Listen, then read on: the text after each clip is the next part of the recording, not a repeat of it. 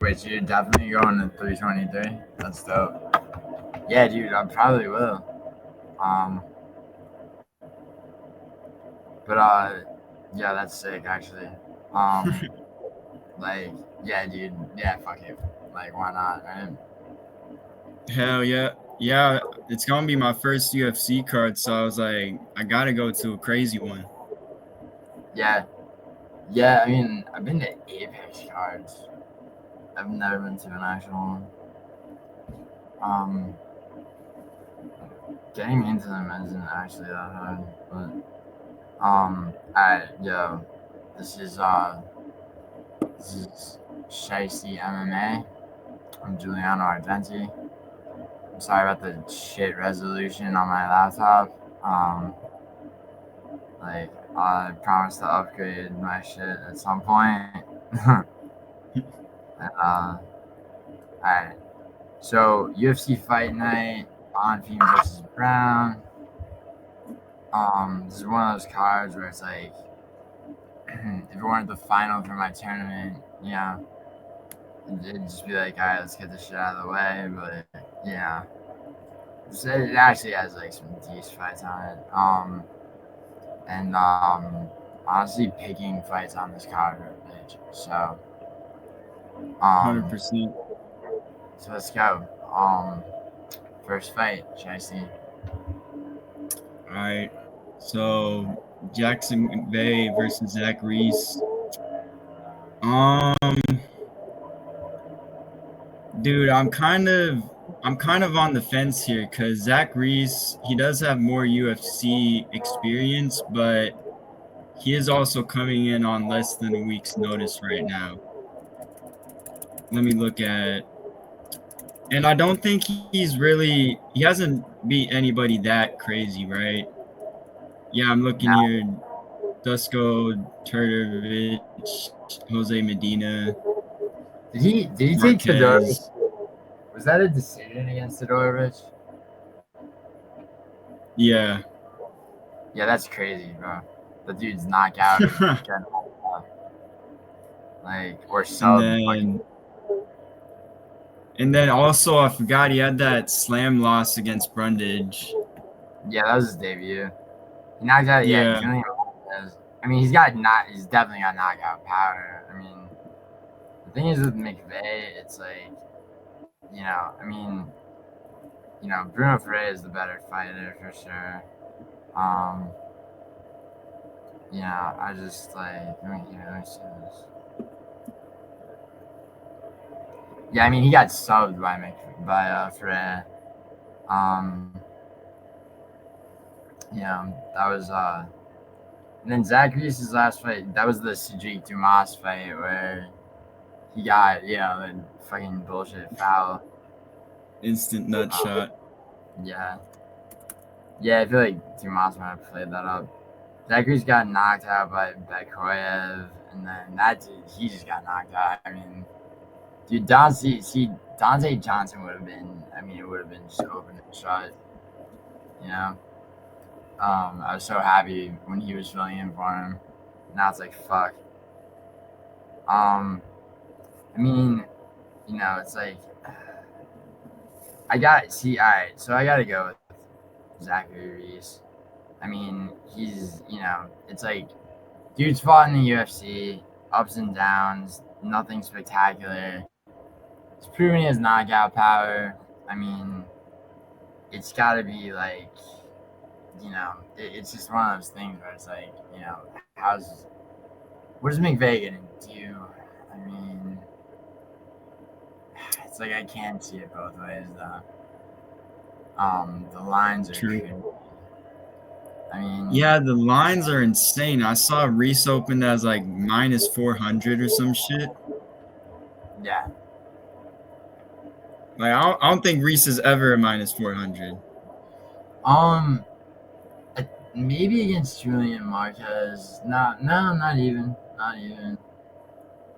I think he was against Brundage actually. Damn. Oh no, I might stick with Zachary Reese, low key, but I wouldn't be surprised if McVey won. Just like looking at all the finishing power he has his losses are to decent competition. And like I could see it, but I think Zach Reese would probably have the experience. He could take him to a decision, or he could get a late ground and pound finish if he wanted to. Yeah, I mean, I did forget that McVey fought in the LFA. He's got a Bravo choke, guillotine, a bunch of knockouts, but it's like, but it's like, see, that's the thing, bro. It's like, you look at, like, you look at Zachary's on the regional scene. He's in Fury.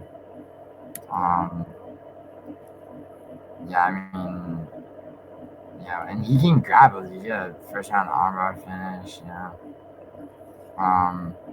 True. Yeah, I mean, I don't know. It's just like, it's not, dude. It's like these are two guys that like knock people out or get knocked out, and I feel like it could go to a decision like with Sidorovich.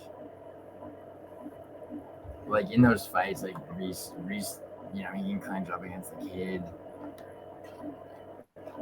I mean, short notice, yeah, but I mean, are they even making it catch weight? Nah, yeah, it's catch weight. I think 195. Okay. Yeah, see, a catch weight. I mean, they're both 6'4", but like Reese is just bigger. True. I mean,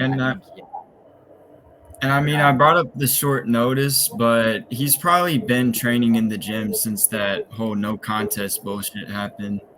He's probably been staying active and ready, so don't think it will play that much of a factor. Yeah, I agree. I mean, fuck, like, I'm just trying to think. It's like, I mean, they can both, it's like they can both.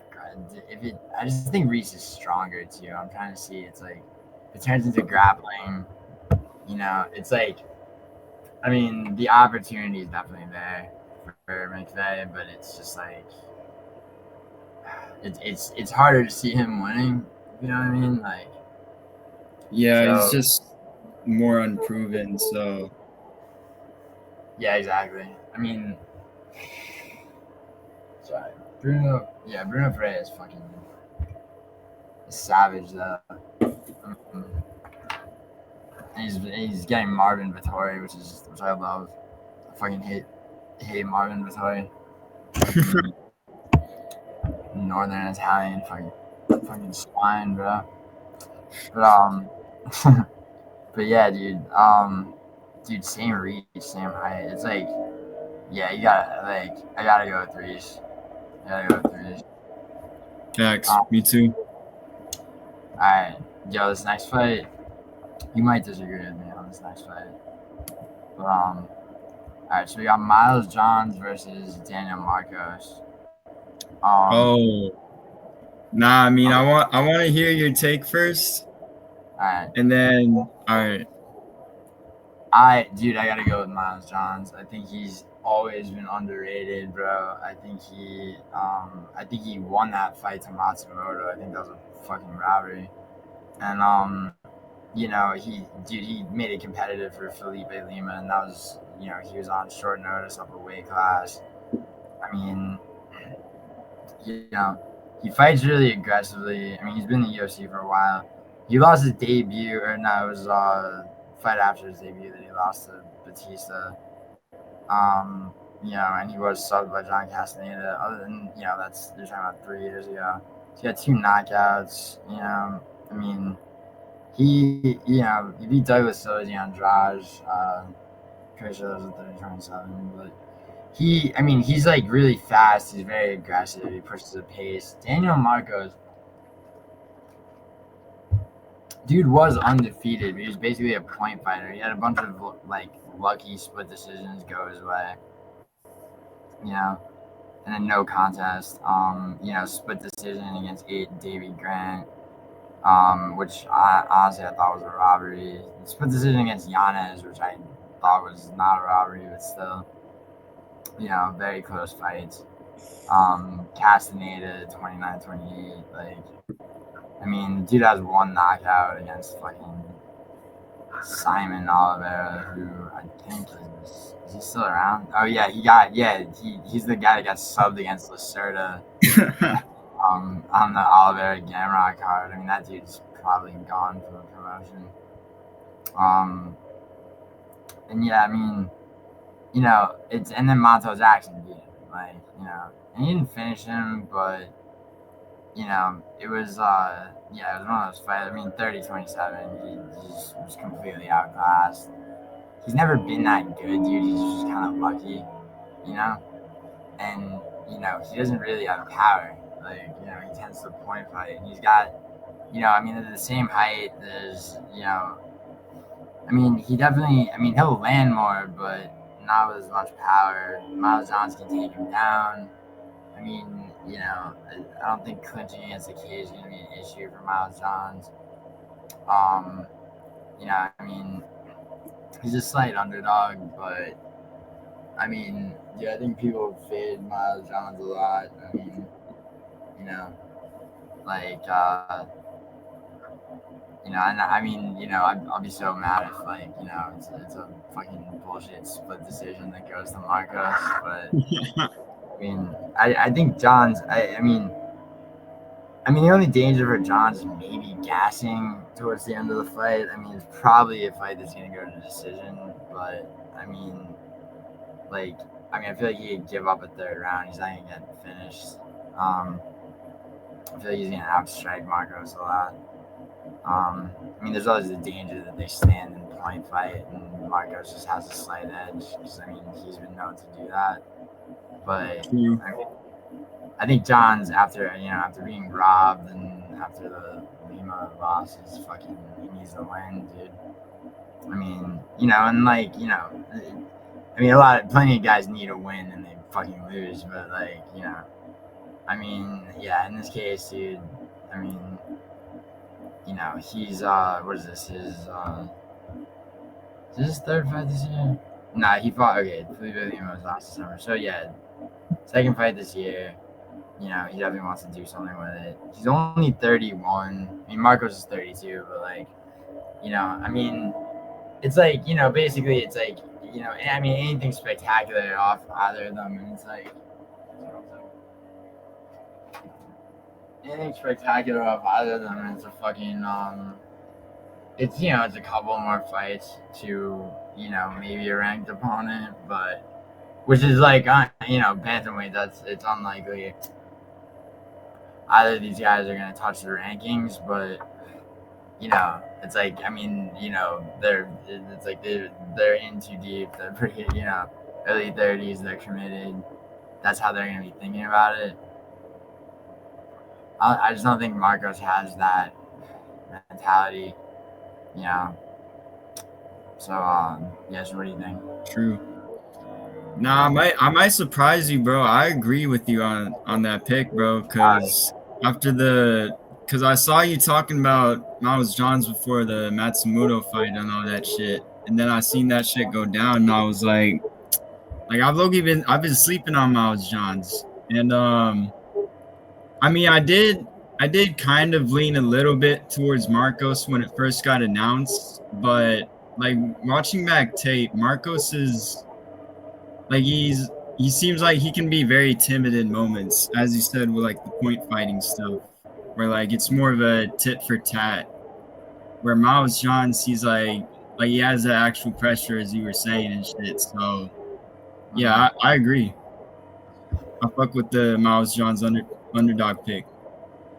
Yeah, I mean, dude, it's like, you know, and it's, dude, fucking Marcos with his, like, I mean, just a run of split decisions, like, I mean, you know, I say a run, it's been, you know, it's two, but it's like, I mean, you know, it's like Davey Grant has been like the victim of like split decision losses, and you know, on this, like, you know, and that's Marcos's spread. He's like fucking Ian Gary with you know, it's like an irritating type of point fighting, you know, like. But I mean, you know, I have to take Johns, dude. I think Johns is too explosive, you know. Alright, so both have Miles Johns. It's actually confidence inspiring. Alright, so Denise Gomes versus Tecia Pennington.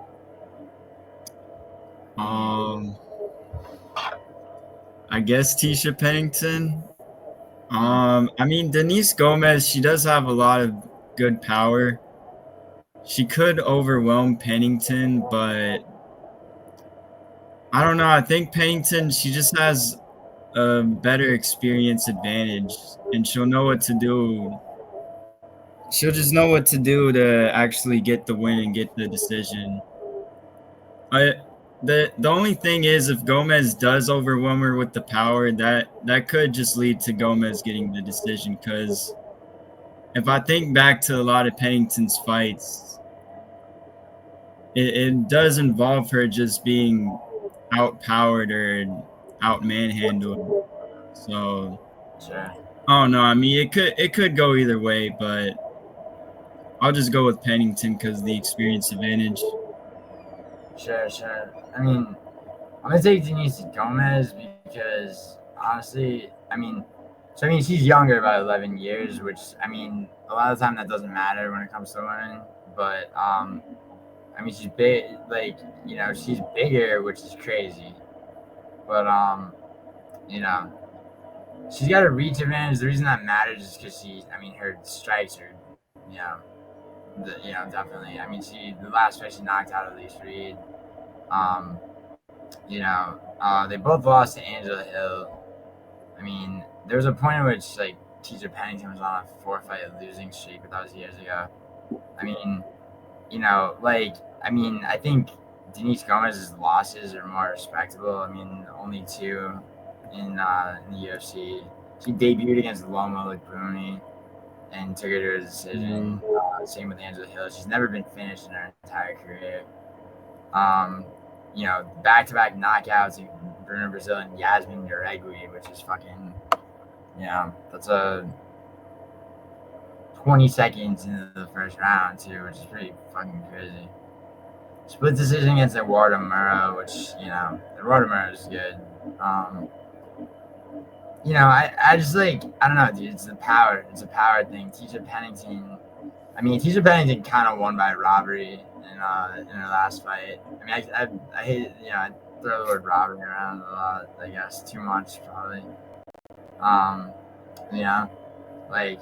It's like, what is a robbery really? It's fucking there are a couple of clear cut ones, but or actually wait, no, she fucking, what am I thinking of?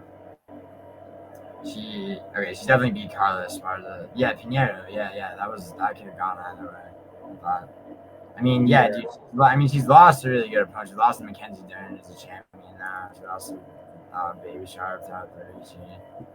Baby Shark. Yeah, in their 4-fight losing streak, it isn't bad either. It's Andraz, Joanna Jędrzejczyk, Weili Zhang, Marina Rodriguez. And then only other losses is Rose Namajunas. Yeah, that was back in 2016. She's definitely,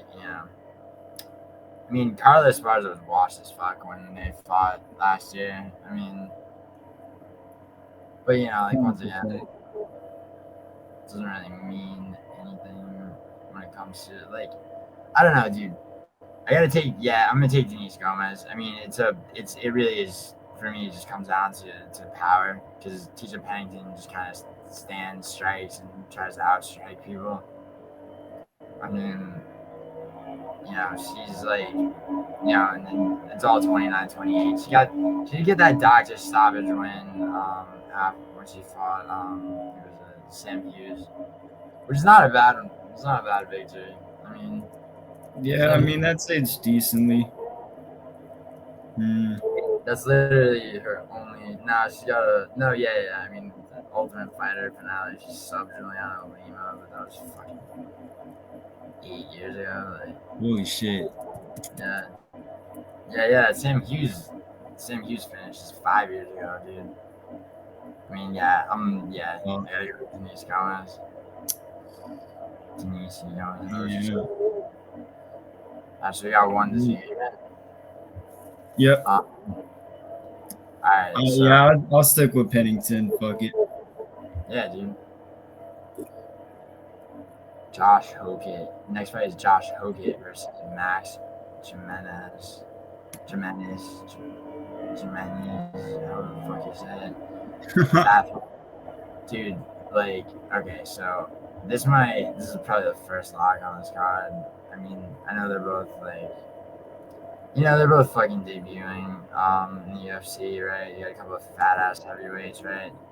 Like Josh Hokit, I mean, you like, if you're looking at ESPN and you hit his profile, it takes you his fucking football profile, which is stupid. But like, that is the same person, right? Yeah, of course. Yeah, no, okay, so he fought in LFA.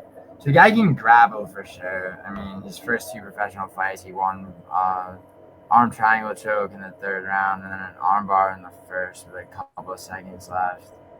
And then ground strikes, he's got a rear naked choke, so he's grappled. Like, he's grappled, and those are LFA fights, And this is all this year, dude. Like, so January, like, victory by ground strikes, LFA, rear naked choke, 42 seconds in the first round. I mean, against Ezekiel Latu, who, is 5-3 going in. You're not talking about 0-0 opponents, though. Like, LFA is not a nothing promotion. Despite what my good friend Hyder fucking loves to say. But, for fucking... He doesn't fuck with LFA? No, he's a kickboxing elitist. He doesn't really, to be honest, Idaho doesn't fuck with MMA really, even though he does, but he doesn't. Like, damn. I mean, nah, he does. Like, of course he does, but like, I always be like, like, fucking MMA sucks, dude. Like, fucking kickboxing.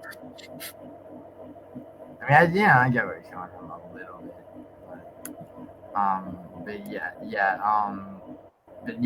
okay, so he's fought 4 times this year. This is his 5th fight this year. His last fight in LFA, he fought 6-1 opponent when he was going in 5-0. Guillermo Uriel. Yeah, I actually did. No, that was Contender Series. That's why I was like, I remember this fight in knockout. First round knockout, second round knockout, elbows. I'm gonna say that, honestly, like, it's hard. So he's also got a speed advantage that's pretty fucking crazy.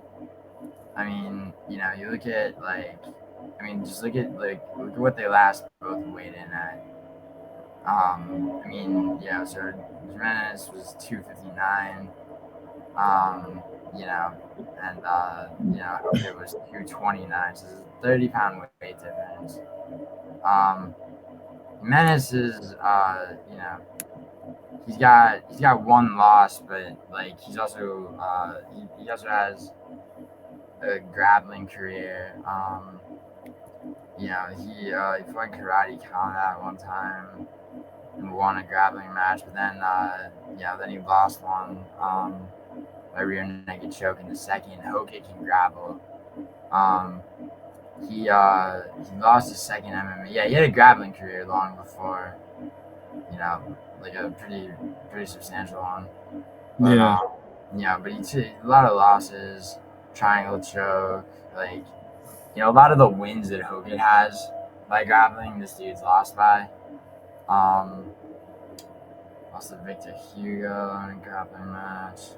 This is IBJJF too, but I mean, heel hooked, fucking point decision. But yeah, these are I mean, impressive enough grappling, dude. But like, you remember that dude that debuted Tecia, the guy that like jiu-jitsu heavyweight that debuted in the UFC, and he like it was like a fat fuck like fight. Oh, against Boudet.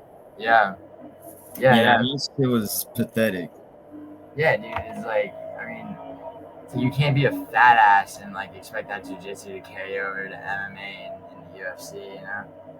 And I mean, he was, you know, one of his with like, I'm assuming this was a 10-minute grappling match, yeah, with 11 seconds to go. He got rear naked choked.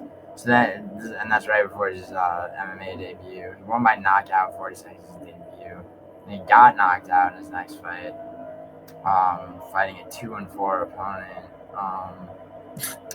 And then he just went for the first round knockouts. He's got a decision win, KO, and then KO. But like, you know, Shogun's like not the greatest promotion. He's 6 feet tall too, like 6 foot even. So you're dealing with a guy who's like basically built like Justin Tapa. Like he's like close to the heavyweight limit, only 6 feet on the nose. I mean, this dude is like I'm 6'2.5", bro. This dude is 2.5 inches shorter than me, with 100 pounds on me, basically. Holy shit. Like, yeah, this dude's a fat fuck. Yeah, I think Hokit's, even like I just don't think the jiu-jitsu people have even like they just don't transition well with the MMA grappling. You remember the Muhammad Ali guy on the Contender Series? Bro, that dude was from Matua's gym, and Matua went to the gym with like all his boys to like watch their guy fight and he got clipped. Knocked out by a jab. Yeah, 21 seconds, bro. That dude's about to debut in the UFC too. Holy shit. Yeah, he's fighting Ibo Aslan, right? Yeah, fuck Aslan. I might take him, but so this guy, I like how it's saying, man. Yeah, wait, does this guy have the same? No, it's not. It's not the same. I was checking to see if this guy. I guess it's pronounced Gimenis, but he's like, okay, so he's only 6 feet tall. His reach is fucking unknown to topology. But I mean, Hokit's only 6'1", but he's 30 pounds lighter, 73-inch reach. He's not big for like, in terms of like, how like tall and like ape, and ape index. He's not the biggest heavyweight, but I mean, he's actually not the biggest heavyweight at all. Given his like what he weighs, but that's better. Dude. I think that gives him a huge advantage. Speed. He's got power. He's definitely got power. He can grapple. I think Gimenis is just gonna look like a fat fuck. Just like, I don't even. The guy might have a round of cardio if it even gets there. So yeah, man. Yeah, I mean, okay, he could really be a light heavyweight, I feel like, but he's just sees that the heavyweight division, it's just a bunch of fat fucks, and like he could just run through that. Yeah, I mean, dude, it's so weird. Like Dante Johnson fought it, so you could theoretically, right, as a heavyweight, you could be anywhere between 207 and 266, right? Right. Like spread. So like Dante Johnson was 209 fighting as a heavyweight, dude. Like that dude really impressed me. Even though like, I mean, Rodriguez Dumas is like not really shit, but at the same time, it's like Dante Johnson debuted and subbed him, which is like who knew he could pull that shit off. He had no problems making weight. I think he was at 184 actually. After a 209. Yeah. Yeah, he's a fucking dog. I mean, I feel like he just wanted to get on the Contender Series, and he was just like, "Fuck it, give me a heavyweight."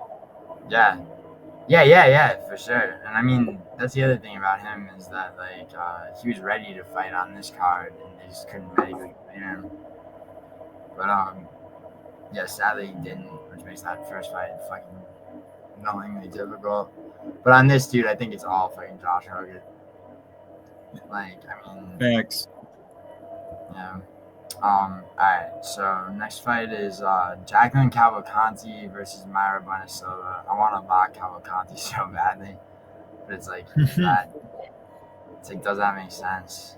I mean, she's we're talking about bantamweight, where unless it's Macy Chasson refusing to take somebody to the ground, like size like fucking matters. You know what I mean?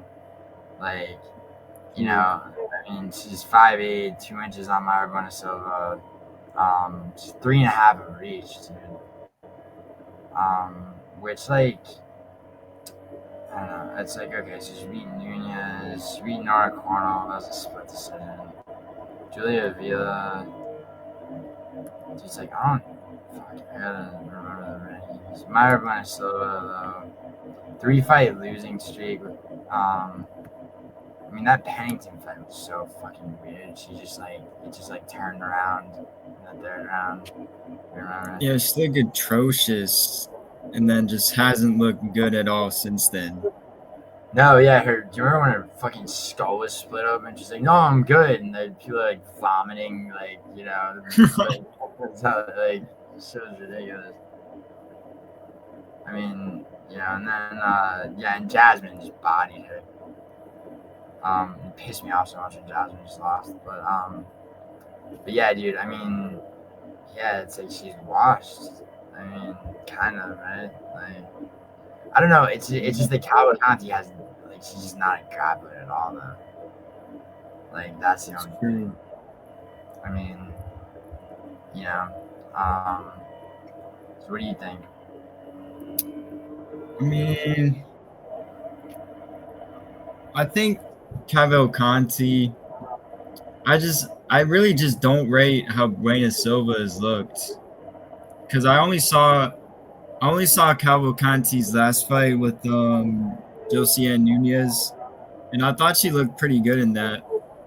So I feel like she could keep the momentum going, because that was a while back, actually. That was 2 fights back. Damn.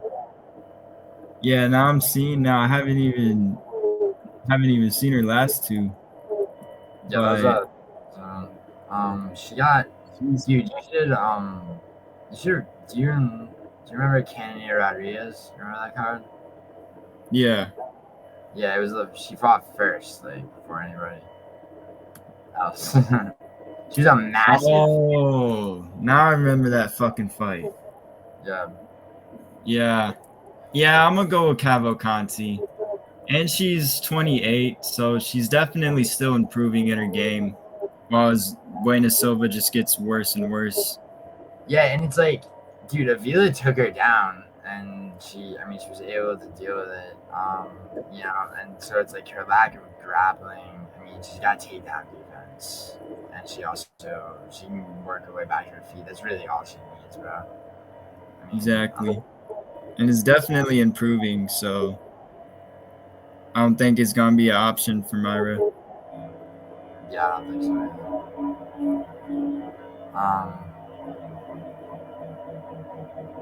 either. Okay, so, dude, it's like, do I lock Cavalcanti? I mean, I guess that's for a betting advice video, but fuck. Like, I mean, it's like, it's kind of risky. It is. It's like, I mean, it's like, how does, it's like, okay, so all Mayra Bueno Silva can do is take it to the ground and try it. And, I mean, she's not going to get a sub, but she could rack up stupid control time. Which didn't work so well for fucking Amil, but against Volkov. I mean, that felt like a robbery to me, but, what do I know? I'm just fucking professional gambler. I mean, I watched it back, and it was low-key insane how little, like, Volkov even attempted to strike. So I do agree with it, watching it back. I mean, how little Almeida attempted to strike her? Say it again? I said, you mean how little Almeida attempted to strike? Yeah, that's what I said. Oh, yeah. Oh, you said Volkov, but yeah, word. Oh, my bad. No, you're good. I'm wondering if, like, Dude, my voice better not be like inaudible. I really need to upgrade all my shit, and I have everything too, which is a piece of shit with that. But anyway, alright, yeah. So we're both on Cavalcanti for sure. Alright, this fight's gonna be weird, cause like, alright, so Ricky Simone versus Raoni Barcelos. This is gonna be. It's gonna be one of those like, it's gonna be one of those like really, really, like, I don't know. It's gonna be back and forth. I feel like it's gonna be, it's gonna definitely, almost certainly go to decision, right? I mean, when was the last time Barcelos was finished? I mean, he got subbed by Christian Quinones. Yeah, he hasn't lost. Oh yeah, no, he was knocked out by Umar. Yeah, the Umar loss. Yeah, Ricky Simone and Umar. He's not even Vinicius Oliveira, but I mean, yeah, dude, Barcelos is not. Oh, but you know what? Actually, fuck it. Barcelos is fighting down a weight class at fucking 38 years old, dude. What have we learned from Jose Aldo and from? I mean, Chris Curtis eked out a split decision, and then Hermansson's following him right over the edge at 37. Both of them cutting down to welterweight for the first time. Like, so it's like these guys put themselves through a harder weight cut when they're in their late 30s. It's like there's no way. I mean, Simone's fighting, his own weight class, and like, he was on a 3-fight losing streak, and he definitely redeemed himself. Like, Javid Basharat was undefeated. He fucking knocked him out in the first round. I mean, Song Yadong, it took him to the 5th round to finish Ricky Simone. Other than that, only Uriah Faber. Only Uriah Faber beat him. He got subbed in his debut by Merab, but like, I mean, it's fucking Merab, and that's 20. No, he subbed Merab. Oh yeah, fuck me. Oh my god, dude. Yo, fucking wake up, dude. Jesus. He did sub Merab, and that's crazy. Yeah, I always forget that it was him.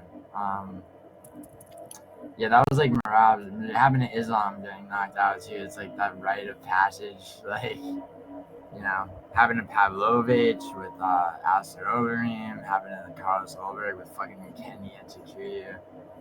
But also though, I mean, let's see. I mean, he has a decision over Montel Jackson from a while back. I remember that his Sunsao KO was pretty nice. Yeah, it was. Yeah, that was definitely good. I mean, the Basharat one, and then Cameron Smotherman, because didn't Smotherman debut like on short notice and like fuck up? Who was it? He debuted against Jake Hadley on short notice, Smotherman, and he pushed the pace on him, and then Surrey City, Surrey City won that fight, but also against Smotherman, and then Ricky Simone. I mean, and that's like, that was one of the fucking, dude, everything was wrong with that card. I remember Phil Rowe fucking wound up beating Angelusa after getting just like fucking shoved around the octagon for the whole fight. But yeah, that was a 30-27 for Simone. He fucked Simone up. He took him down 3 times too. Yeah, see, I feel like Ricky Simone could get Barcelos down. I mean, exactly. Yeah, I mean, Barcelos, Garbrandt had him, a little bit. He shot 11 takedowns on Cody Garbrandt, and he only landed 1. Like, that's he outstruck him by a hair, but yeah, man, I mean, Also, it's like, stats don't always matter, but like, when you got like, so Ricky Simone's 5'6", Barcelos is 5'7", but Ricky Simone's got 2-inch reach advantage. You got two guys that are gonna be fucking striking each other, like, it's and then Simone with like, I mean, she just shoots way more. I don't think Barcelos is gonna be able to scramble.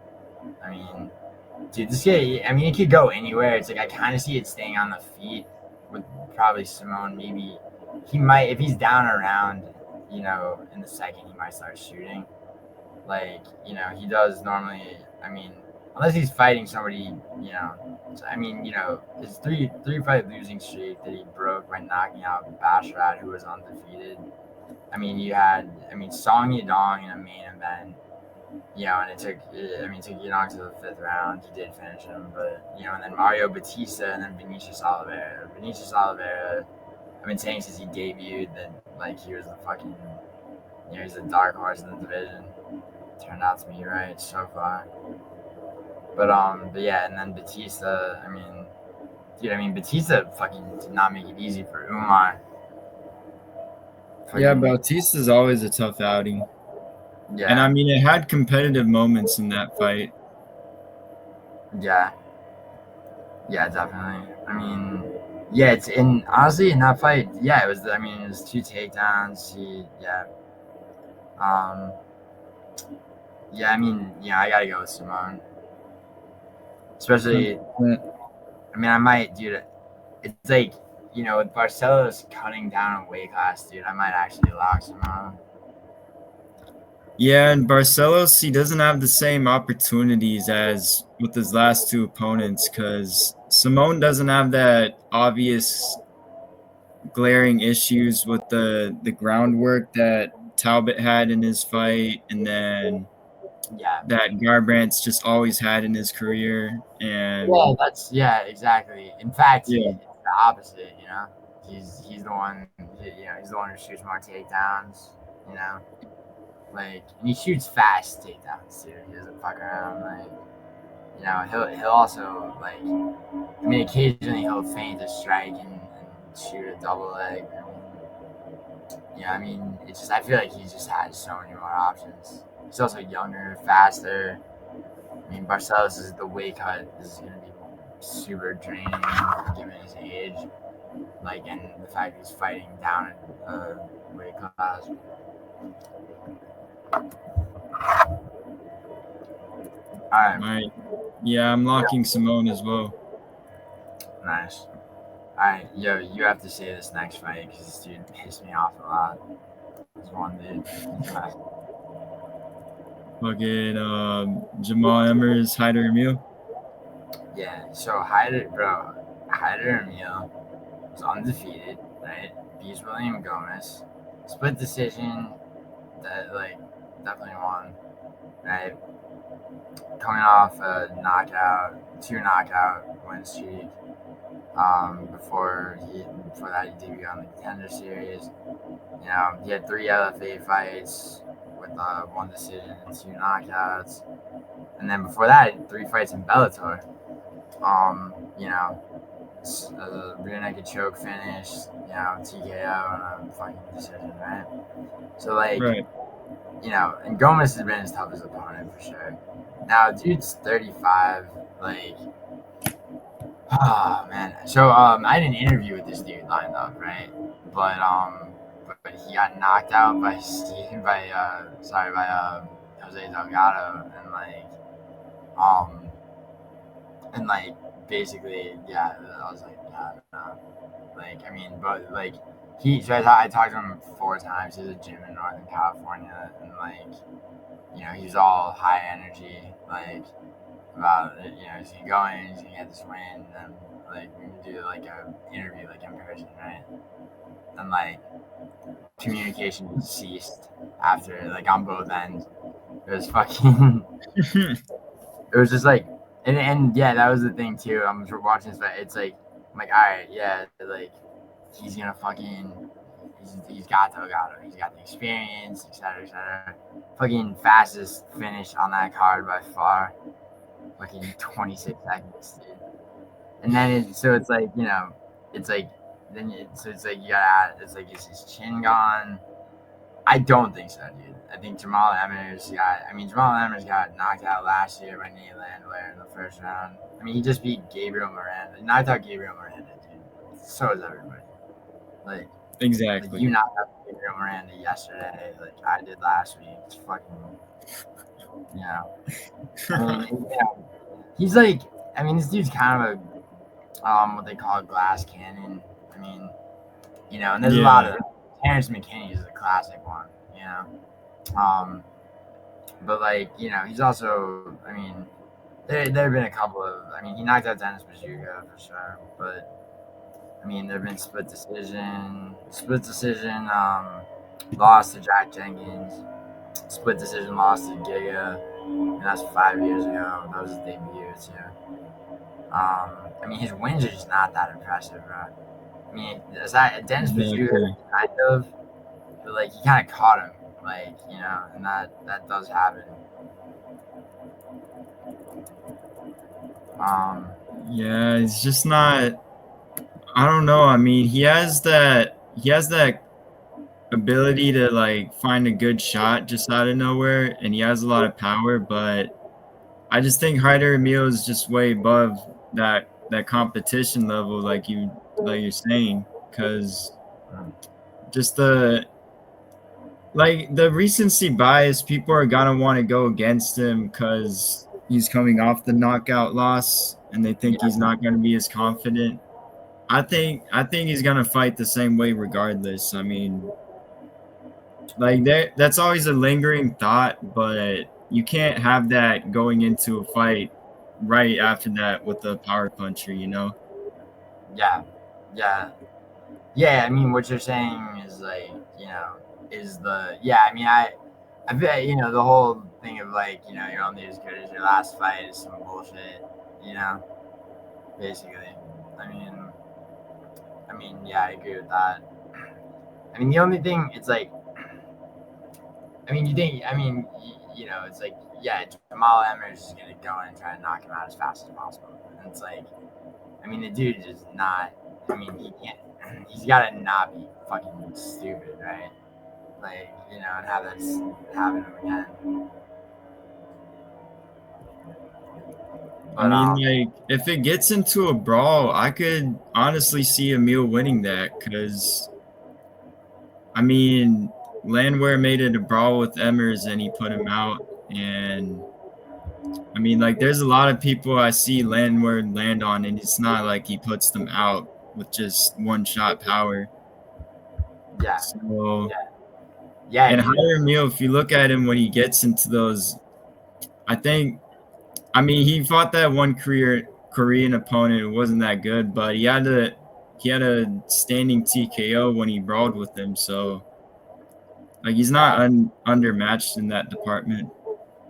No, for sure. I mean, you know, and there's Emmers and Amil, they're the same age. I mean, it's just like, yeah, I mean, and Emmers has like an inch. He's got 4 inches of reach, which, like, I don't think that matters, dude. Because Hyder Amil is like, I mean, he'll fucking wrestle. I mean, you know, there's a lot of standing, like, wrestling, holding against the cage in the fight with you know, in the fight with fucking William Gomes. You know, and that was irritating.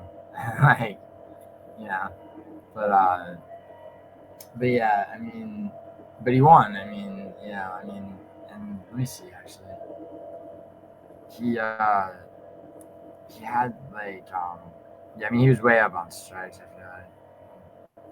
Yeah, 29-28. One, yeah, he was.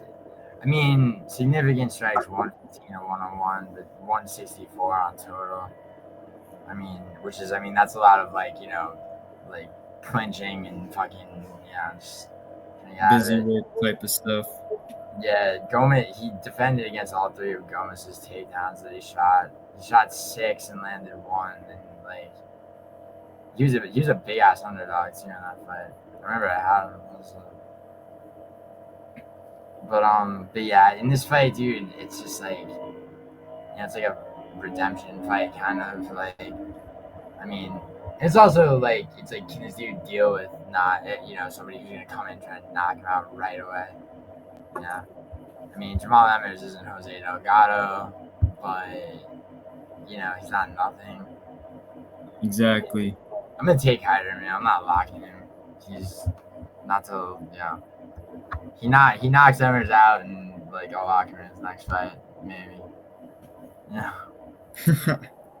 Yeah, I won't lock him, but I can definitely.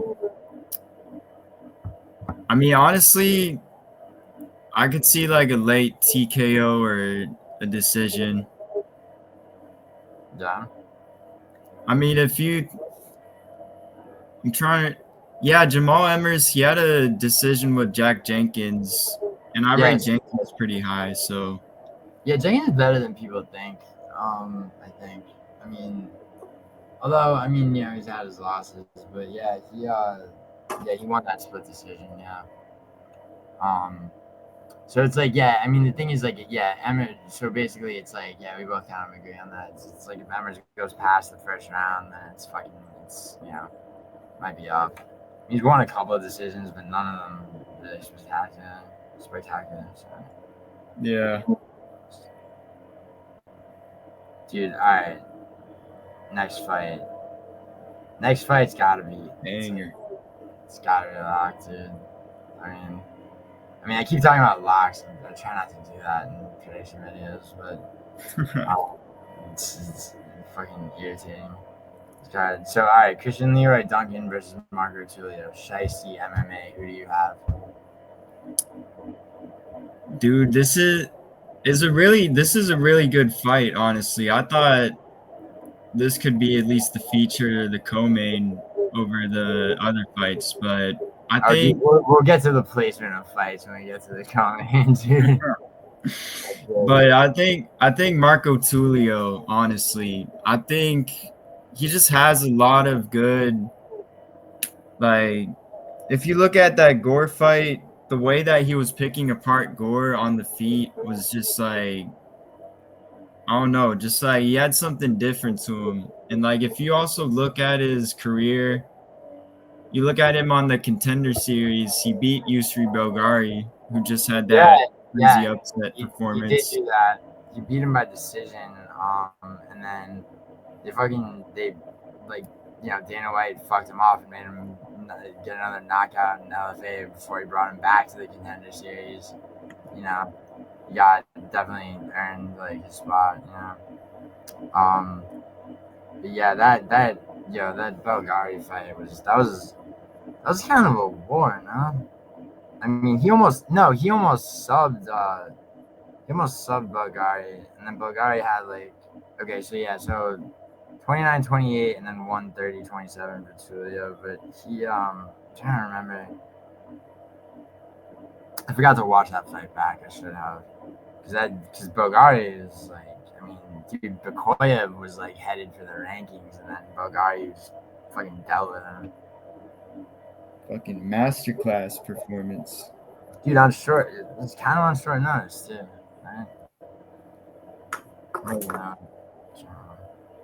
Yeah, it's 6'5", dude, and Bulgari's 6'5" at middleweight, which like, it's like how many 6'5" middleweights are good, dude? Like, I mean, the Ruzaboyev and fucking True. Bulgari. I mean, there's a couple of them that are 6'4". Like, I mean, but that's like, I mean, you top out around there, and then even then you're kind of fucked if you're not like very special. But yeah, dude. I mean, and then so all right, so Christian Leroy Duncan is. Dude, I hate like people always abbreviate. They're always they want to go C-Rod, D-Rod for people. I'm never gonna say CLD. Okay, but yeah, it's like, okay, so he knocked out Eric Anders. Who's, I mean, I mean, you should be. Yeah, exactly. I mean, Eric Anders had his fucking day. I had him beating Weidman, but Gregory Rodriguez couldn't finish him. But that was he mauled him, dude. That was a pretty sure that was a 30-26, maybe 30-25. I don't know. They did 30-27. I mean, which is actually kind of surprising because like, you have 4 takedowns. Yeah, he's just fucking up. He got owned by Rodriguez. Shit. Yeah, his knockouts. He's got some knockouts against. Yeah, I mean against Dennis Tulio. That dude lost to Rodriguez Mase. Claudio Ribeiro, who's ass. Like, I mean, he did debut against. Sorry, what? Debuted against Dusko, right? Yeah, knocked him out. Like, I mean that. It's like Zachary Reese, but really, no, he couldn't. You know. Petrosian beat him, which like Petrosian, you know. Whoa, I remember that shit, bro. Yeah. That fight was pissing me off because Christian was just doing the most retarded shit. Yeah, it was the second fight too. He yeah, what was that? That was yeah.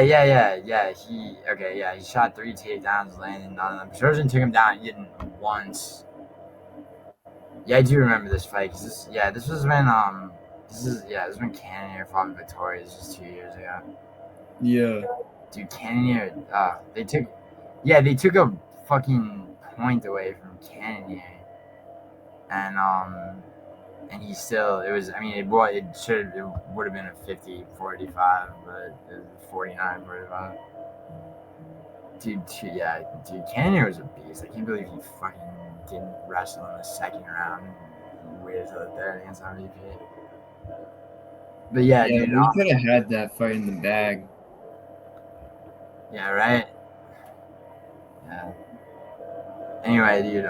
So yeah, like, I don't know, dude. I think Tulio is like. I mean, it's like, you know, I get pissed off when people talk about like, you know, somebody being unproven, because it's like yeah, he's fought Tecia and Tecia Gore. It's like not, you know, you're not dealing with like the best of the best. He knocked them both out. He dealt with Gore like very, very easily. And, I mean, Gore's not nothing, dude. You know, he knocked out Antonio Trigoli. He subbed Antonio Trigoli and Josh Fenn. He's been knocked out for sure. I mean, Rodolfo Vieira couldn't finish him, but you know, I mean, that was a pretty one-sided fight. It's like Cody Brundage knocked him out, but Cody Brundage has his moments, dude. It's true. I mean, yeah, oh my god, Tulio fucked this dude up. 127 strikes to 17. Second round knockout. I mean, Jason Gore was durable, but yeah, he was just getting fucking. Tulio did bad work. Yeah, I mean, Duncan just, I think he's like, you know, it's like Tulio's grappling. It's like, you know, he's got, dude, in his debut MMA fight, he won by a sub. He got knocked out in 2018 in one fight, although he's otherwise undefeated. But, I mean, you know, I feel like he can grapple well. I mean, Tristan Duncan can wrestle, but not that well. I mean, Gregory Rodriguez kind of fucking owned them. So, I mean, yeah, it's like, it just comes down to the striking. I mean, Duncan's bigger, with a fucking pretty decent. I mean, he's got a 5.5-inch reach advantage. I mean, but like, is he really gonna control the distance like that? There's Tulio, and then, I mean, Tulio goes up the middle and just strikes to the body. It's like, dude, I can't stand when you know, like, you know, somebody's body's open and like the other fighter just like keeps it, you know, like it's like the Rivovich versus Hokit. It's like Rivovich didn't throw a single kick. You know, Hokit's guard is like high and tight, and it's like fucking. It's like, dude, just kick him in the fucking torso with a, you know, wheel kick to the torso. It's over. Yeah, it's like people were talking about Rivovich getting robbed in that, but he robbed himself trying to do the whole boxing match with him. Exactly. Yeah. No, totally. Yeah, he turned it up, fucking let it become a boxing fight. Dude, dude, and then Salikhov throws one kick and Hokit is fucking hospitalized, bro. Like, I mean, what does that tell you? You know what I mean? It was a head kick, but still, like, all right. So Tulio, you think? 100%. Yeah, me too. Me too. All right, this fight you might disagree with me. Chris Padilla versus Ismael Bonfim. Who do you got? Got Ismael Bonfim. It's not the most confident, but I think You're good. it's just like the Bonfim brothers, they had so much hype coming in. I mean, I wasn't really on that hype train, but they had good finishes coming in. But then Bonfim, he got subbed by BSD. He didn't look the best against Vink Pichel. Nah. And then the Nazim Sadiqov fight, I think that was actually a decent performance. He got caught by the kick, but he did decent most of the round. Yeah. It did get caught off by like a doctor stoppage. So, I mean, and Nazim Sadiqov, he's pretty good. Chris Padilla, he's decent in his own right, but that last fight against Jai Herbert, I don't know. Just didn't look good. That was just a shit fight all around, but I don't know. I mean, Jai Herbert though. I mean, Jai Herbert's no joke, man. He gave Tecia problems. I mean, that was early on for Tecia, you know, up a weight class and all. But like, I mean, I think okay. So I'm taking Chris Padilla, right? And like, let me tell you, right? So like, people talk about. Dude, I heard. So I was talking to Mateo actually, and we were just like, we were on the phone, and he was like reading. He was reading like, you know how people write shit on topology, or topology, shit. Pronouncing it. But yeah, dude, like, you know, someone's like, oh, about Ismael Bonfim. They're like, oh, well, his brother can grapple, so his grappling shouldn't be. It's like, what the fuck are you talking about? It makes, you know, like they're two different people. Ismael Bonfim's a boxer mainly. I mean, yeah, like first and foremost, his like, you know, I mean, this like he's definitely he's definitely vulnerable to submission. I mean, Padilla can grapple for sure. I mean, he subbed Lon Top. Dude, Lon Top's like the main event of some fucking card that Idaho and Isha City Life Project are both. Was it FFC? Yeah, Lon Top's the main event of that shit right now. I mean, so like, it's like, yeah, he got caught from the UFC, but he's no joke. Wrong TKO by doctor stoppage on Wrong too, and then yeah, the Jai Herbert fight for sure. Was, you know, I mean, it was close. You're right. It was kind of a shit fight, but yeah. Yeah. Let me see. Actually, that was good. I mean, yeah, dude, Padilla outstruck him. I mean, by a hair. He had a lot of control time too, but that was a lot of gay clinching. Yeah. To stop Herbert's kicks and shit. I mean, I think, dude, like, the reason I'm taking Padilla is because, you know, I mean, there's a submission threat. He's got a reach advantage. I just think he has, it's like, I mean, Bonfim could catch him and knock him out. I mean, sure. But, I mean, he knocked out Terrence McKinney, but, you know. I mean, yeah, that's. And, like. Glass cannon. Yeah, exactly. And Vince Pichel is he's a durable guy, but he can be finished. He's not unfinishable.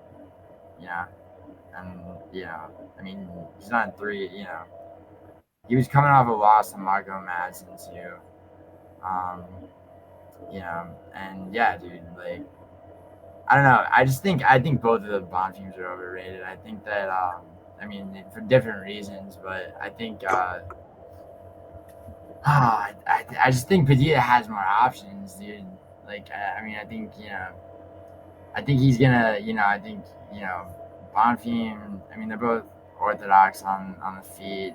Bonfim squares up, and it's like, give me that fucking leg for the single leg.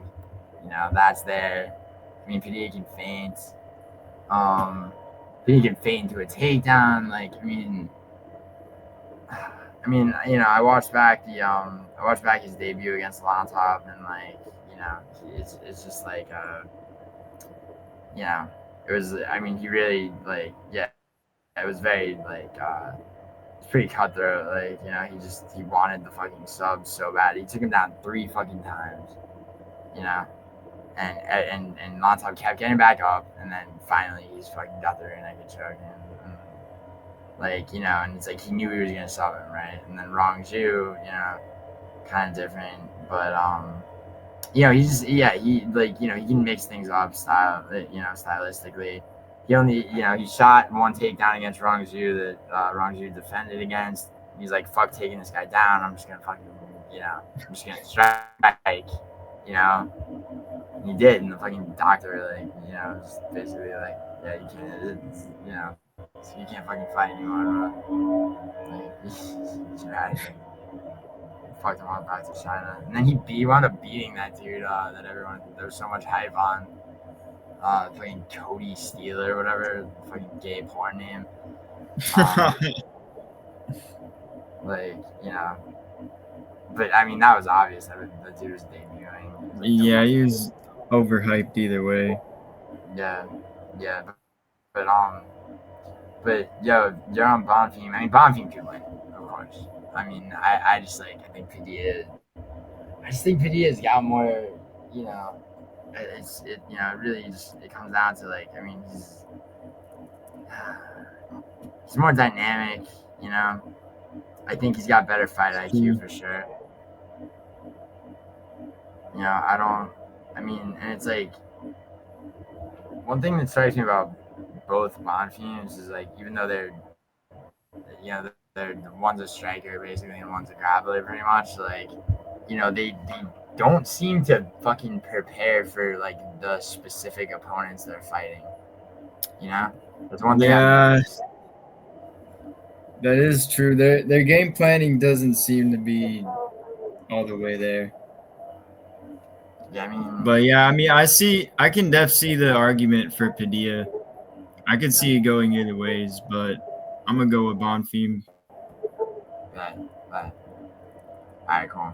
Alright, this is like, this might be, aside from like maybe Tulio and the main event, this might be like the best fight on this card. Muslim Salikhov versus Uros. So, it was a long conversation about this with somebody. And, so fucking dude lecturing me on fucking, how Muslim Salikhov got his nickname, fucking King of Kung Fu and all that shit. I mean, he's the first foreigner to win, I forget which Kung Fu tournament in China, but, like, I mean, dude had a huge, like, career in Kung Fu, which, as Idaho puts it, is just modified kickboxing, which is kind of retarded because Kung Fu came before the other. The Kung Fu came before K1 rules. But, anyway, like, yeah, dude, I think, okay, so Muslim Salikhov, dude, he's got, he really, like, he finished Andre Filo 3 years ago. He had, some early KOs in the UFC. He did get knocked out by Randy Brown, and by Li Jinglang. Nicholas Dalby beat him by decision. The Ponzinibbio fight was weird, bro. Like, he won by split decision. But, dude, that spinning back kick he landed on Song Kenan. I mean, that shit was fucking, I mean, dude, like, if you ever train, like, Muay, like Taekwondo or Muay Thai or just kickboxing, anything like that, like, you'll drill that type of spinning back kick, like, 200 fucking times, but like to land that shit on an opponent, you know, even just like, you know, sparring or whatever, like where it's like, you know, people are moving slow, it's not something that's easy to line up and land. So it's like, you know, you got a dude with Muslim Salikhov who's like, you know, his fight IQ is and his timing and precision is so dialed in, and it's like he's got just it's like, you know, whether it's a question of power, it's not really a question of power, I guess. I mean, you need enough power, but like, you know, it's like when he fought and like he fought Carlos Leal most recently, and he just saw his opening, like, you know. And the thing is, like, he made it's like becoming washed is a process. You know what I mean? It's not like sometimes it happens in one fight. Like Tony Ferguson is like the classic example of that. But also like, I mean, I feel like with Salikhov, it's like, why are his last 2 fights first round knockouts, right? In a career that's been sort of all over the place, it's probably because he fucking knows, like, you know, he doesn't want to go into those later rounds, you know. And it's like, you know, and it's like you have to look at his opponent too, right? It's like, what's really that different about just like the way that Leal and the way that Uros manage fight? It's like, it's not that different, right? And like, you know, when Medic fought Soriano in January, bro, like, I mean, he just, you know, he fucking like, he pretty much just walked into his fist, you know, because Uros and like, but then he knocked out Gilbert Urbina after that. Same way, it's like Medic, you know, and Tim Means. Medic just kind of rushes, you know, into, you know, he rushes, headhunts, that kind of thing. It's the exact type of guy that Muslim Salikhov's gonna be. All he has to do is slip a strike, and then it's like the uppercuts there, the fucking, you know. It's I mean that, you know, that's what I think.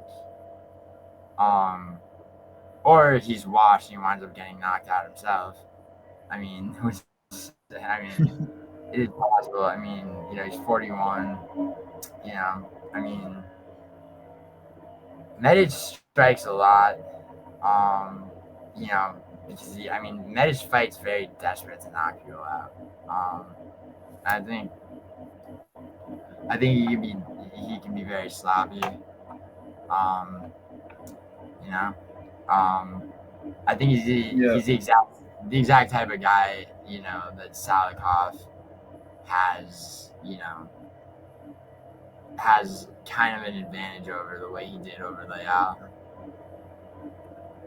Yeah, I could see another first round knockout because Medic is so chinny.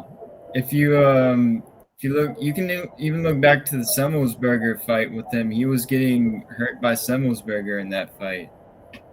His chin's never been there. Yeah, and Semmelsberger was kind of a brawler, but then he just started getting starched by people, and it's like Medic did knock him out in the 3rd round. I mean, TKO knocked him out, but like, you know, it took a while. That was not, you know, he was probably dead. He might have been down 2 rounds actually. And he got hurt by Urbina before the finish. He did. Fuck. Yeah. He did. Yeah, he's fucking stupid.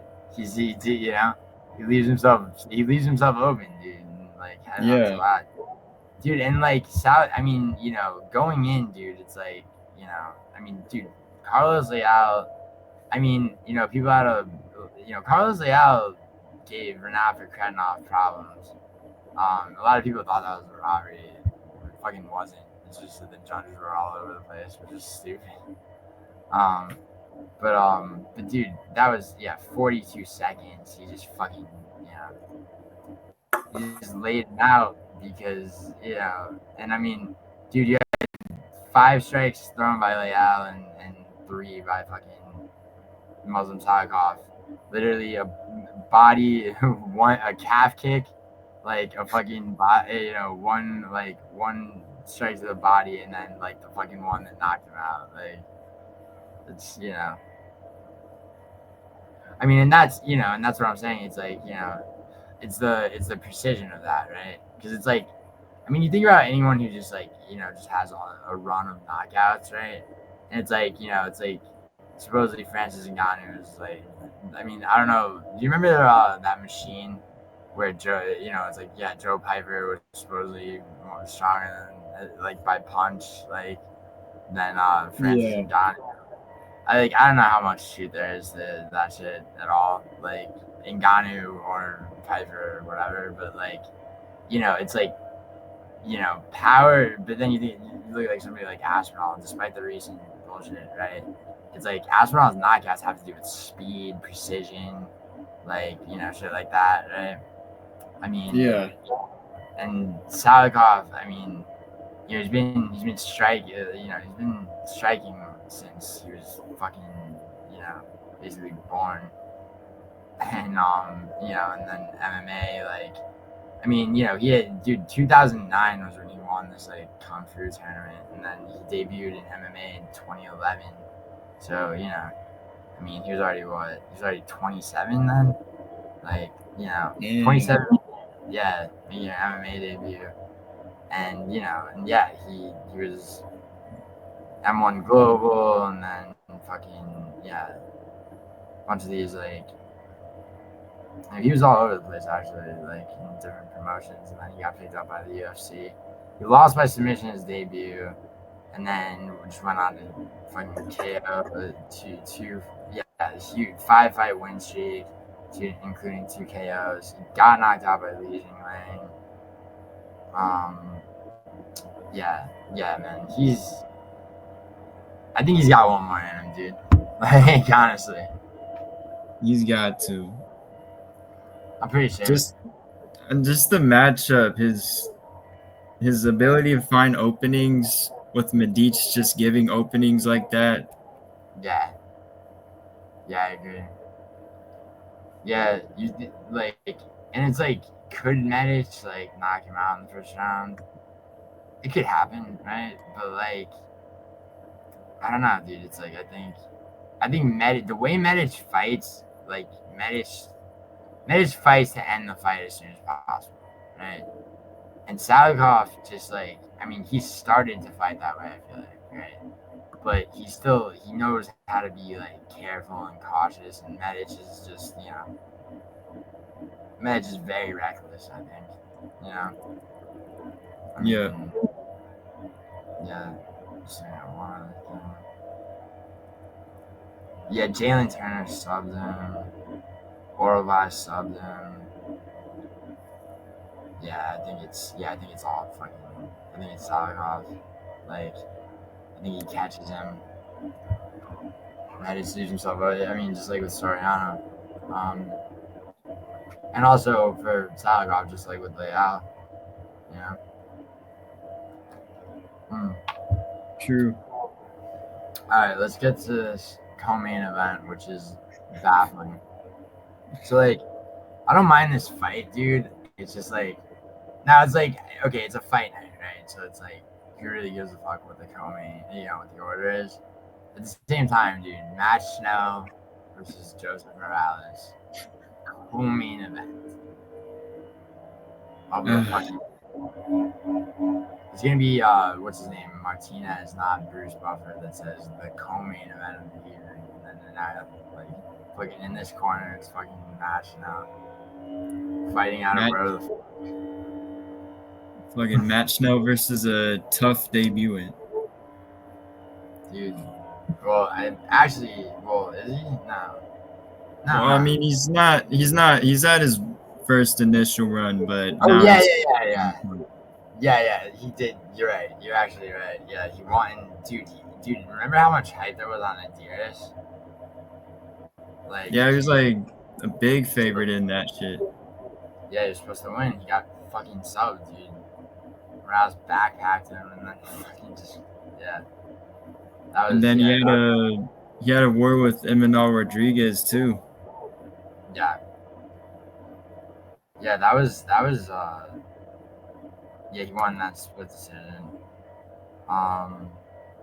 Yeah, he was that sub was crazy because it's like we weren't expecting it at all. He had his initial run in the UFC in 2017 actually, Yeah, he debuted a submission on Roberto Sanchez, and then he got knocked out by Figueiredo. He lost a split decision to Eric Shelton.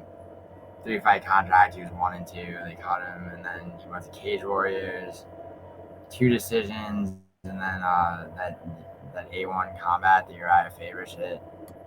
Triangle choked Anthony Doe. And then Ultimate Fighter. Yeah, that was I mean, that's dude. Ultimate Fighter sucks, bro. Like, look at what's happened to. I mean, this guy Morales is gonna fuck up Schnell. Like, he's definitely subbing match now, in my opinion. I mean, I think he's honestly a lot, but I agree. you know, I mean, I had Schnell beating Jimmy Flick, and Jimmy Flick gave him problems, bro. Fuck. Like, before that, he got subbed by Durden, knocked out by Urseg, knocked out by Nicolau. He did sub Suman Derji. Does he suck? Yeah, he sucks Suman Derji now. Brandon Royval subbed him. Fucking, yeah. I mean, yeah, early on, Pantoja knocked him out. He came in, this dude, Schnell, I guess Schnell did start off, like, I mean, Ultimate, he was on the Ultimate Fighter season 24. Really, I forget who the coaches were. Oh, was that? Yeah, it was, Demetrius Johnson, Tim Elliott, Sayudo, but, oh yeah, Joseph Benavides. Okay, so then, and then fucking, so Rob Font knocked him out, Hector Sandoval knocked him out, and then he won 2 decisions. Like, he subbed Louis Smolka, who I don't even remember. I remember Jordan Espinoza, kind of. But yeah, I mean, split decision test. Yeah, Schnell doesn't have a chance, dude, at all. I don't think. His chin's just not to be trusted. Yeah, and like he can be subbed too. I mean, I feel like, I mean, it's like, okay, Jose Morales is 14-2, and he's 31, but he's definitely getting better, dude. The Darius fight was that was no joke, dude. And the Darius was coming off, like, Morales, he had that. You're right, like, it was a war with Emmanuel Rodriguez, and like, and what's his name? And Darius was he was coming off like a first round knockout, right? Going into that. Yeah, I think so. It was something crazy. Yeah, first round knockout against Echeverria, Roberto Echeverria.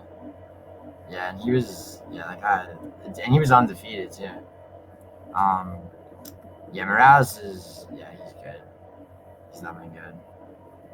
Yeah, I feel like he's taking his career like serious, because there was like almost 3 years between his last UFC fight and then him coming back to Cage Warriors. So I feel like he actually took some time off to try and like just take a better look at his career and reevaluate things and stuff.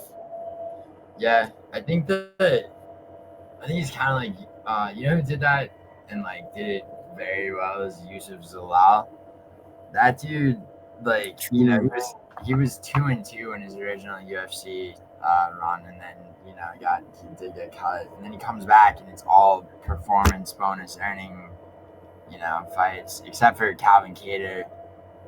He did spend the last round of that fight like avoiding him, but he wins that, and he's like, he just goes never again, and then he fucking, dude, the way he saw Josh Emmett was so like, I mean, dude, it's like Lerone Murphy in the main event against Josh Emmett. I mean, that was like, I mean, it wasn't a war, but it was like, it was very meticulous, but there's a lot of went in for the fucking sub. Like, and it's, you see a lot of these guys, man, like, when they come back, like, they've had like their original run, and then they come back, like, they just come back different. And man, I mean, I think a lot of fighters too, dude, like, there are a lot of fighters, they like between age like 30 and 35, they improve, Yeah. So, man, I mean, Morales is a lock, in my opinion. Yeah. I'd agree. All right, cool. And I think we probably agree on the main event too. Yeah, I think so. You got that. Randy Brown. Of course. I talked all that shit about the Bonfim brothers. You think I was gonna fucking whip out Gabe? It's like, nah, Bonfim. Yeah. Yeah, this is my thing with this, right? So it's like, all right, so MMA algebra, bro, it works sometimes, not always, but dude, here's their opponent in common, right? Nicholas Dalby. So Gabriel Bonfim's undefeated. He goes into the fight with old ass Nicholas Dalby, right? He's taking him down. He's doing what he does, right?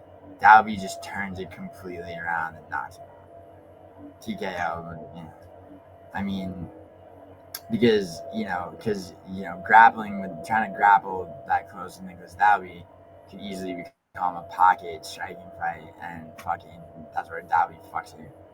Like Randy Brown knows that, right? Randy Brown's got the longest leg reach of, I believe, anybody in the UFC, right? Crazy leg reach. One thing that pisses me off about the UFC when they do a tail of the tape is they don't show leg reach. That shit matters. So, like, for example, 100%. Jose Aldo's 5'9", Stipe was 6'4", is 6'4", but he might as well be dead. But like, he's 6'4", right? Um, and his leg reach was only an inch on Aldo's. So like that shit matters, you know what I mean? Like especially when you got somebody like Aldo who throws those kicks, right? I mean he's retired, but you get it, right? Yeah. Like, yeah, Randy Brown, dude, the way that he kept like he managed distance, he kept Dalby the fuck away from him, right? And and he knocked him out. And I don't think Dalby, I'm pretty sure Dalby had never been finished before that. I mean, he took Renat for Kratenov to a split decision. It was, yeah, I mean, that was a very, yeah, and then they both put each other on the ground though in that fight. That was no joke. Like, and Dalby clinched with him and shit. Like, I mean, that was work, dude. Like, I mean, Dalby's no joke, dude. He's, so like welterweight David Grant, he fights to his burger. Very underrated. Yeah. Now it's like, okay, so Brian Battle missed weight by 5 fucking pounds, and he won a gay split decision, clinching against the cage, fucking hugging match. And that was what it was. But I mean, Brown knocked out Salikhov, like, he's that early. Well, it's not that early. He's been in the UFC for a while, but he like the sub that fucking JDM got was, I mean, he put him on the ground first, and and that was JDM just getting in close, fighting a taller guy. Like, I mean, other than that, Vicente Luque, that's 5 years ago. I mean, subbed Worley Alves, subbed Alex Oliveira. I mean, so he can grapple, kind of, but it's like, I mean, in this fight, dude, I mean, the key for him is to fucking avoid, just keep fucking Bonfim away. I mean, I had Bonfim beating Stephen Thompson. A lot of people thought that was a robbery. I mean, and Bonfim subbed Chaos Williams, but it's like, Chaos Williams, it's like, yeah, it's mid. Yeah, I mean, it's like who is he? I mean, Stephen Thompson was definitely past his prime. And he, I mean, a lot of people would argue that Thompson and won that. The Andre Luca decision. Yeah. I mean, if Phil Rowe's knocking that dude out, like, it's fucking. And I mean, because Andre Luca just gasses, and it's like, I mean, that was a one-sided fight, but still, I mean, like, striking-wise, he's not gonna be able to touch Brown, I don't think. I mean, sub Trevin Giles, like fucking Silva, Trey Waters. Yeah, man. I mean, I don't really rate Bonfim. I mean, yeah, I don't either. I mean, he's just like, he tries to go desperately for the takedown, and then once he gets it to the ground, he looks for a sub, and then if he can't get that, he's just kind of lost, it seems like. Yeah.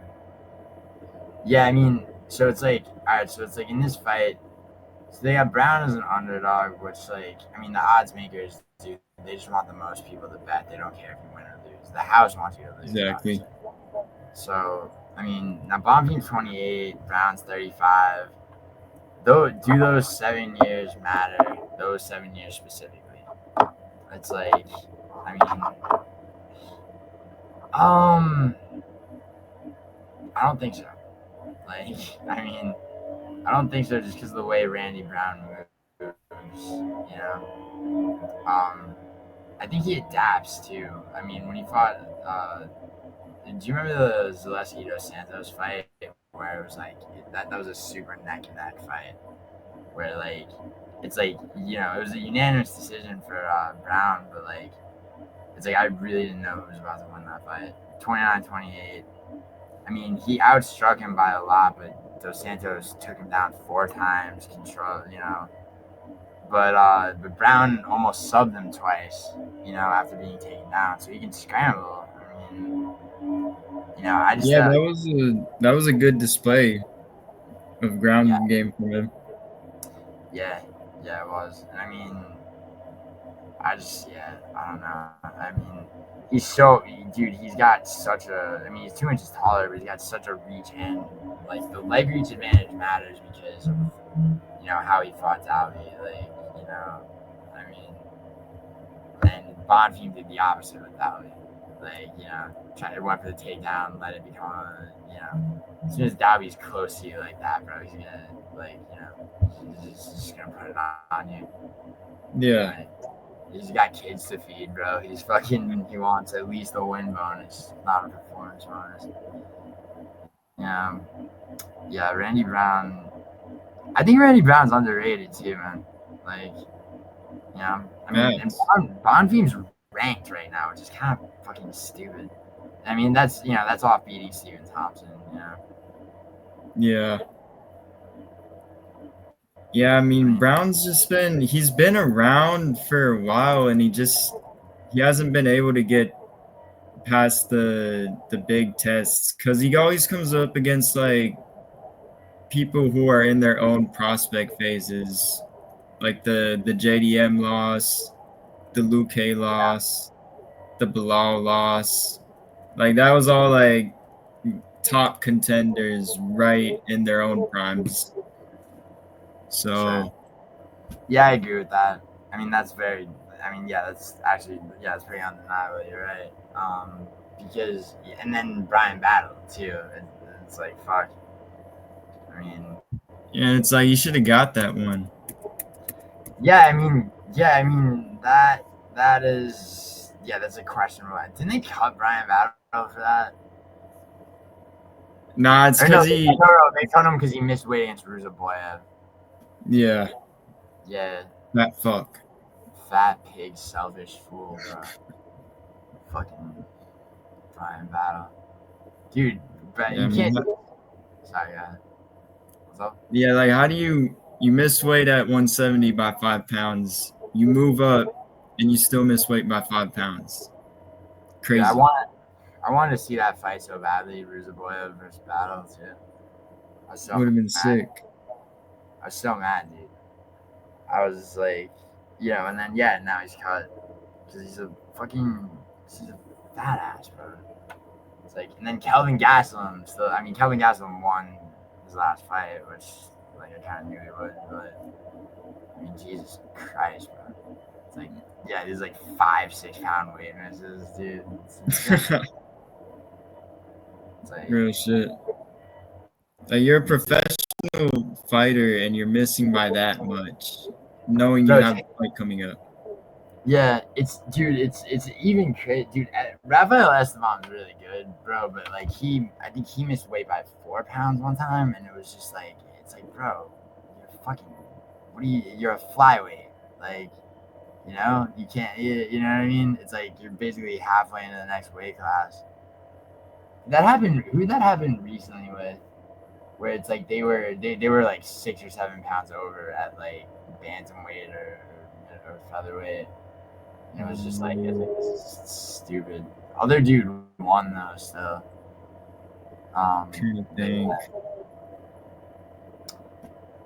It's like, I mean, it's pretty rare that people. I mean, there's. I think, dude, didn't like Daniel Cormier and whoever the fuck else get in an argument about this like a while back? Like, they checked like the stats on like, fighters missing weight, the percentage of like victories to losses, and it was like, it's like they lose more. It's not like 100%. It's like 70 something percent. But it's like, because it's like, if you're missing weight, that means you know it's not just like that you have this weight advantage, because it's like, it like Jeff Neal weighs 200 pounds in the cage. So I mean, it's cutting to 170 and then putting on 30. You know what I mean? Yeah. Like, it's like you probably had like a sloppy camp and like you just fucked up, like, dude. But yeah, man, I think Randy Brown definitely wins. I mean, it's like, yeah, dude. I just don't. Bonfim's just not that good, dude. It's kind of like Daniel Marcos, dude, with the like. It's like, yeah. I mean, he's got the one loss. They both have the one loss now, but they were undefeated for a while. But it's just like, I mean, it's like, yeah, like I mean, the Stephen Thompson shit, they barely eat that out. I mean, Marcos had a bunch of those, but yeah, dude. I mean, yes, we're mad underdogs, but whatever. Sometimes it's that kind of card. Yeah, I mean, if the odds makers want to be retarded, that's just how it is. I mean, they want the most people to bet, so it's like, Yeah. I mean, I know a dude that's putting fucking what is it? He's putting like, yeah, he's putting 30 fucking racks on fucking Muslim Salikhov, actually. Shit. Yeah, that's one guy I know. I mean, which is like, I mean, bro. I mean, I don't even. It's like, I want to lock Salikhov, but like, fuck. He asked me what I thought too, and I'm just like, bro, don't. You got 30 grand, like, you fucking. I mean, yeah, 30K on one fight is crazy, especially an Apex card fight. I've never had that much, dude. I mean, I win that much, decent amount, but it's like, I don't have that much out on because it's MMA. It's like, I'll have that much out on soccer, because it's like, I mean, it's like, that's like, I'm basically just going to work, like, there's so many less variables, but MMA is crazy. Yeah, it's just so volatile. There's no certainties. Yeah, 100%. That's why, that's why fucking these guys, man, selling pick sheets and all that bullshit. Yeah. Yeah, never be one of them, dude. I mean, I know you're not. Yeah. Like, fuck that. Yeah, Luke James and all them. But yeah, man. Yo, so alright, so what are you getting into tonight, dude? Shit. I mean, I don't know. I was just gonna smoke some Zob probably. I mean, I got work every night at like 3 a.m. So I usually I just smoke late, take a nap, and then just end up going to work and shit. Damn. Yeah, alright, bro. Yo, it's been a time, Shicey. I'm gonna have this timestamp it and probably have it out like in, I don't know, later tonight. You know what? You got work at 3. I'll try to premiere this shit, so there's like, so the whole shit premieres before you got work. All right, bet. Alright, dude. Take it easy. Yep, you too, bro. Appreciate